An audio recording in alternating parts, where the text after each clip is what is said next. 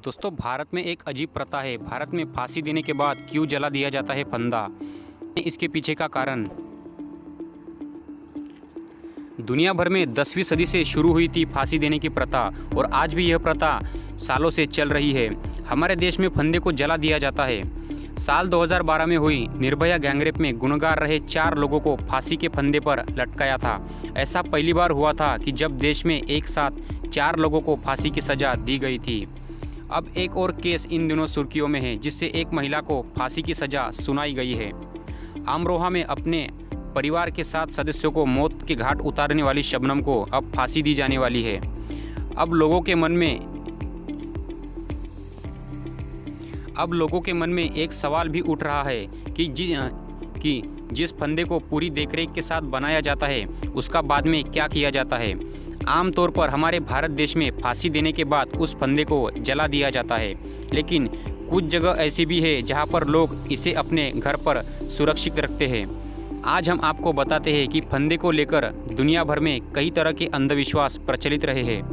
बता दें कि दुनिया भर में फांसी के लिए फंदे को लेकर कई तरह के अंधविश्वास जुड़े हुए हैं, जिसे लोग आज भी मानते आ रहे हैं। इसी के बीच ब्रिटेन जैसे देश में अब फांसी दी जाती है, तो उस रस्सी को ब्रिटेन जैसे देश में जब फांसी दी जाती है तो उस रस्सी को जलाने के बजाय जल्लाद को दे दिया जाता है।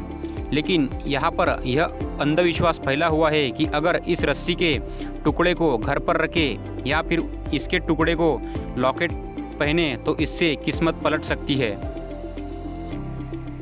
इतिहास में इस बात का उल्लेख भी मिलता है कि ब्रिटेन में जल्लाद इन रस्सी के टुकड़े को करता है, रस्सी के कई टुकड़े करता है और उसे बेच देते हैं, और लोग खुशी खुशी उन्हें खरीदते भी हैं। हालांकि साल 1965 में ब्रिटेन में फांसी पर रोक लगा दी गई थी। इतना ही नहीं, ब्रिटेन में जब फांसी देने के बजाय फरसे से धड़ से और सिर को अलग करके मौत की सज़ा दी जाती थी, तो उस समय लोगों में यह अंधविश्वास था कि अब मारे गए शख्स के शरीर के अंग पर घर ले जाए तो ऐसा करने से केवल बीमारियां दूर होती है, बल्कि ये सौभाग्य भी मिलता है कि जब किसी को सज़ा दी जाती है तो अपने घरों से ऐसे कपड़े लाते हैं जिससे वो शव के खून से कपड़े को डुबा सके। लोगों का ये विश्वास था कि इस कपड़े को घर में रखने से भाग्य बेहतर काम करेगा। हालांकि यह प्रथा इसी देश में नहीं है। फ्रांस में भी जल्लाद को इस खून को ऊंचे दामों में बेच देते हैं, जबकि चीन में उस खून को इकट्ठा किया जाता है और इसका इस्तेमाल औषधियों में किया जाता है।